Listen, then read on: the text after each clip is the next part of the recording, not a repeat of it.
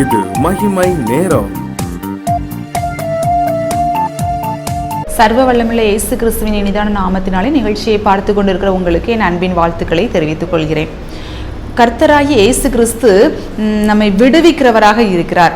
அவர் ஒரு விடுதலை நாயகன் என்று நாம் பார்த்து கொண்டு வருகிறோம். ஒவ்வொரு நாளும் தியானித்துட்டு வர்றோம்னு. வறுமையிலிருந்து நம்மை விடுவிக்கிறார், தீராத வியாதியிலிருந்து நம்மை விடுவிக்கிறார், மரண கட்டிலிருந்து நம்மை விடுவிக்கிறார், கோபம், எரிச்சல், மூர்க்க குணம் அப்படிங்கிற ஜென்ம ஸ்வாபத்திலிருந்து நம்மை விடுவிக்கிறார் என்று பார்த்தோம். இன்றைய தினத்திலும் மன அழுத்தத்திலிருந்து நம்மை விடுவிக்கிறார், டிப்ரெஷன்ல இருக்கிறவங்களை விடுவிக்கிறார் என்று நாம் தியானிக்க இருக்கிறோம். சரியா? 1 சாமுவேல் 1ஆம் அதிகாரம், இது எல்லாருக்கும் தெரிஞ்சதுதான். 1 சாமுவேல் 1ஆம் அதிகாரம் சொன்னோடனே நம்மளுக்கு இந்த அன்னாள் அம்மாவை தான் நமக்கு ஞாபகம் வரும்னு. இந்த அன்னாள் இவங்களை பாருங்க, இகழ்ச்சியான சொற்களை கேட்டு மனம் நொந்து இருக்காங்க. ஏற்கனவே அவங்களுக்கு பேபி இல்லை. அப்போ ஆல்ரெடி யாருமே பேசாம இருந்தா கூட அவங்க மனசுல அது ஒரு அந்த கவலை இருக்கதான் செய்யும். நம்மளுக்கு பேபி இல்லை அப்படின்னு சொல்லிட்டு ஒரு கவலை இருக்கதான் செய்யும். அது கூட எல்லாரும் சேர்ந்து ஏதாவது பேச பேச கூட கொஞ்சம் டிப்ரெஸ்டா அவங்க ஆயிருந்தாங்க. என்ன இப்போ மன அழுத்தத்தினால பாதிக்கப்பட்டிருந்த அந்த அன்னாள் என்ன பண்ணாங்க அப்படின்னா, ஓடி போய் தற்கொலைக்கு நேராக அவங்க ஓடி போகலை, வேற எங்கேயும் போகலை. அவங்க மெய்யான பாதையை தெரிந்து கொண்டார். ஏன்னா ஆண்டவராக இயேசு கிறிஸ்து சொல்றார், நானே வழியும் சத்தியமும் ஜீவனுமா இருக்கிறேன் அப்படின்னு சொல்லியிருக்கிறேன். இந்த அன்னாள் அதை தெரிஞ்சு கொண்டாங்கன்னா, மெய்யான வழியை தெரிந்து கொண்டு அவங்க வேற எங்கேயும் செல்லாம ஆலயத்திற்கு நேராக செல்றாங்க. அங்கே போய் முழங்கால் படியிட்டு ஆண்டவருடைய பாதத்தில் போய் அவங்க இருதயத்தை அப்படி ஊற்றி விட்டாங்க. அப்போ முதலாவது நம்ம என்ன பண்ணணும்? மெய்யான வழியை தெரிந்து கொள்ளணும். ரெண்டாவதாக வேற யாருக்கிட்டையும் நம்ம டிப்ரெஷனா இருக்கும்போது யாராவது ஏதாவது நம்மகிட்ட கேட்டா உடனே நம்ம எல்லாமே சொல்லிடுவோம். ஆனா நம்ம அப்படி இல்லை.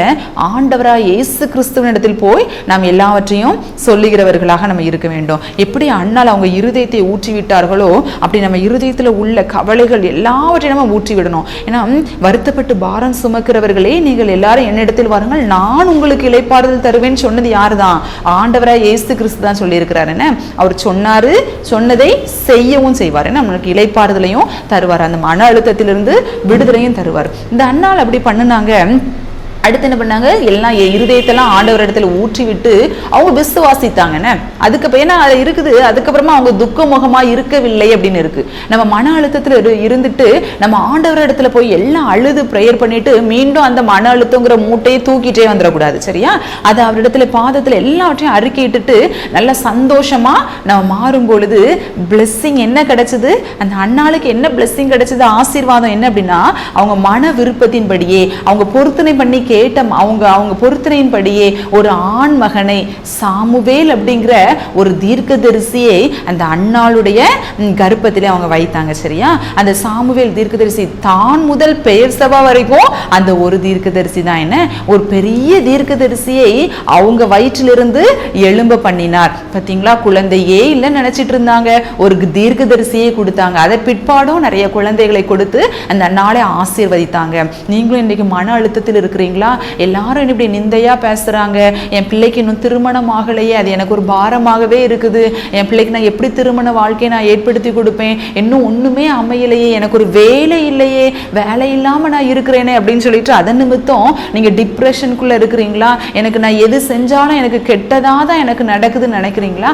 ஆண்டவர் இன்றைக்கு உங்களுக்கு விடுதலை தர வல்லவராக இருக்கிறார். ஏசாயா 51ஆம் அதிகாரம் 14வது வசனத்துல இவ்வாறு கூறப்பட்டிருக்கு, சிறைப்பட்டு போனவன் தீவிரமாய் விடுதலையாவான், அவன் கிடங்கிலே சாவதும் இல்லை, அவனுடைய அப்பம் குறைவுபடுவதும் இல்லை.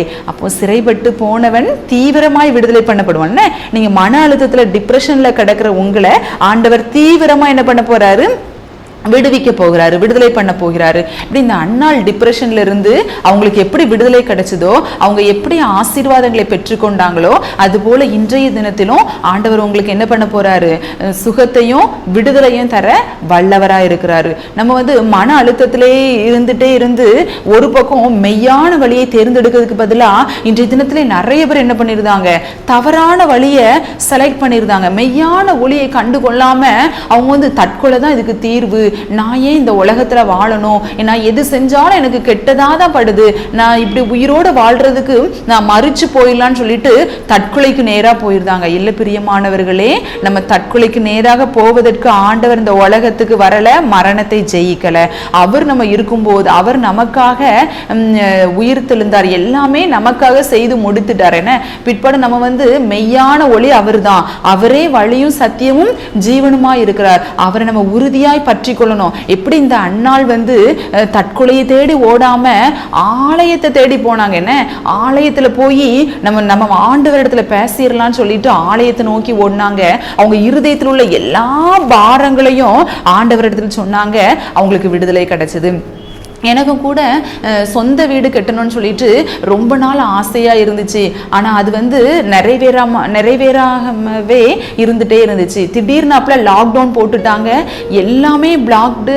எனக்கு கூட கொஞ்சம் அந்த தாட் அதிகமாயிட்டு, ஐயோ நம்மளுக்கு இன்னும் வீடே கட்டல, அதுக்குள்ள லாக்டவுன் போட்டாங்க, அவ்வளவுதான், கொரோனா வந்தா நம்ம செத்து போயிருவோம், நம்மளுக்கு வீடே இல்லை, இதே இன்னும் நான் வீட்டுக்குள்ளேயே தான் நம்ம இருப்போம் அப்படி நினைச்சு எனக்கு ஒரு அழுத்தமாவே ஆகி எங்க அம்மா கூட சொன்னாங்க, உனக்கு ஏதோ மனநோய் வந்துட்ட மாதிரி இருக்குது, நீ போய் யாரையாவது போய் பாரு அப்படிங்கிற மாதிரி அந்த ஸ்டேஜுக்கு கூட நான் போயிட்டேன். ஏன்னா அம்மா கால் பண்ற நேரம்லாம் எனக்கு ஒரு வீடே இல்லைம்மா, வீடு கூட இல்லை அப்படின்னு சொல்லி நான் புலம்புற லெவலுக்கு நான் மாறிட்டேன். அப்புறம் அதுக்கப்புறமா நான் என்ன சொல்வேன்னா, ஒருவேளை கொரோனா நான் செத்துட்டா கூட எனக்குன்னு ஒரு கல்ற கூட இருக்காது. ஏன்னா மொத்தமா அந்த டைம்ல கொரோனா இறந்தவங்கள மொத்தமா அடக்கம் பண்ணாங்கல்ல, அதனால எனக்குள்ளேயே அப்படி நானே அப்படி நினைச்சுக்கிட்டு என் ஹஸ்பண்ட சொன்னேன், நான் ஒருவேளை கொரோனா மறிச்சிட்டா கூட நீங்க நம்ம நிலம் வாங்கி வச்சிருக்கோம்ல, அதுல கொஞ்ச நேரம் என்னைய வச்சுட்டு கொண்டு அடக்கம் பண்ணுங்க அப்படிலாம் நான் சொல்லிட்டு இருந்தேன். அந்த அளவுக்கு ஒரு மாதிரி மன அழுத்தம், என்ன நம்மளுக்கு சொந்த வீடு இல்லையே அப்படின்னு சொல்லிட்டு இப்ப நினைச்சா அது சிரிப்பா வருது. ஆனா அந்த டைம்ல நான் ரொம்ப அப்படி இருந்தேன். அப்போ ஒரு நேரம் ஆண்டவருடைய சமூகத்துல எனக்கு என்னில இருந்து இந்த பாரம் எனக்கு இருக்கக்கூடாது ஏசப்பா, இந்த சொந்த வீடு கட்டுறதை குறிச்சு நான் என்ன இப்படி நினைக்கவே கூடாதுன்னு சொல்லிட்டு ஆண்டவருடைய சமூகத்துல ஜெபிச்ச பிற்பாடு எனக்கு அந்த எண்ணமே இல்லை, அந்த பயமும் இல்லை, அந்த சொந்த வீட குறிச்சு அந்த கலக்கமும் இல்லை, எந்த ஒரு பாரமும் இல்லை. அப்புறம் நான் முதல்ல நினைச்சதெல்லாம் நினைச்சு பார்த்தா எனக்கு சிரிப்பு தான் வந்துச்சு. நம்ம இப்படிலாம் பேசியிருக்கிறோம், நம்ம இப்படிலாம் நம்ம ஹஸ்பண்ட பேசியிருக்கோம், நம்ம அம்மாட்ட இப்படி பேசியிருக்கோம்னு சொல்லி சிரிப்பா இருந்துச்சு. எனக்கு அந்த அந்த மன அழுத்தத்திலிருந்து ஆண்டவர் விடுதலை தந்தார். அந்த கொரோனா பீரியட்லயே எனக்கு ஒரு அழகான வீட்டையும் ஆண்டவர் கட்டி எழுப்பி தந்தார். எனக்கு விடுதலை தந்த ஆண்டவர் உங்களையும் விடுவிக்க வல்லவரா இருக்கிறார். நீங்க டிப்ரெஷனா இருக்கிறீங்களா, ஏதோ ஒரு காரியத்தை குறிச்சு இந்த காரியம் எப்படி ஆகும் அப்படின்னு சொல்லிட்டு ரொம்ப மன அழுத்தத்துல இருக்கிறீங்களா, இன்றைக்கு ஆண்டவர் உங்களை விடுதலை தருகிறார். ஏன்னா சிறை விட்டு போனவன் தீவிரமாய் விடுதலை ஆவான்னு சொல்லிட்டு இருக்கு. நம்ம ஆண்டவருடைய பாதத்துல இருக்கும் போது தீவிரமாய் ஆண்டவர் விடுதலை பண்ணார். அன்னாள் ஆண்டவருடைய பாதத்துல இருக்கும்போது அன்னாளுக்கு தீவிரமாய் விடுதலை கிடைச்சது. என்ன தீவிரமாய் ஒரு கர்ப்பத்தின் கனியை கொடுத்து சாமுவேல், ஒரு அழகான சாமுவேலை, ஒரு நல்ல ஒரு தீர்க்கதரிசியை ஆண்டவர் கொடுத்தார். அவர் இன்றும் உங்களுக்கு அற்புதம் செய்ய வல்லவராய் இருக்கிறார். கர்த்தர் தாமே உங்களை ஆசீர்வதிப்பாராக. ஜெபம். அன்புள்ள ஏசப்பா, அந்த அருமையான வேலைக்காக உமக்கு நன்றி தகப்பனே. மன அழுத்தத்திலே கலங்கி நிற்கிற ஒவ்வொருவரையும் நீங்க கண்ணோக்கி பாருங்க ஏசப்பா. அந்நாளுக்கு எப்படி நீங்க அந்த குழந்தையின்மையை நீக்கி ஒரு குழந்தையை நீங்க கொடுத்து நீங்க விடுதலை கொடுத்தீங்களோ, அந்த மன அழுத்தத்திலிருந்து அந்த பாரத்திலிருந்து விடுவித்தீங்களோ, அது போல இந்த நிகழ்ச்சியை பார்த்து கொண்டிருக்கிறவங்க ஏதோ ஒரு காரியத்தை குறித்து அவங்க பாரப்பட்டிருந்தாங்கன்னா அவங்களுக்கு விடுதலையை கொடுங்க ஏசப்பா. உங்க பாதத்துல நிற்கிறவர்களை கண்ணோக்கி பாருங்க தகப்பனே. அவங்களை நீங்க விடுவிக்கிறபடியால் உமக்கு நன்றி ஏசப்பா. நன்றி ஏசப்பா. இனி அவங்க துக்க முகமா அவங்க இருக்கவே கூடாது ஏசப்பா. அந்த பாரம் அவங்க உள்ளத்தை விட்டு நீங்கி போகட்டும். நீங்க அப்படி செய்கின்றபடியால் உமக்கு நன்றி. ஆமேன். இயேசு மூலம் ஜெபிக்கிறோம் ஜீவனும் பரிசுத்தமுள்ள நல்ல பிதாவே. ஆமேன்.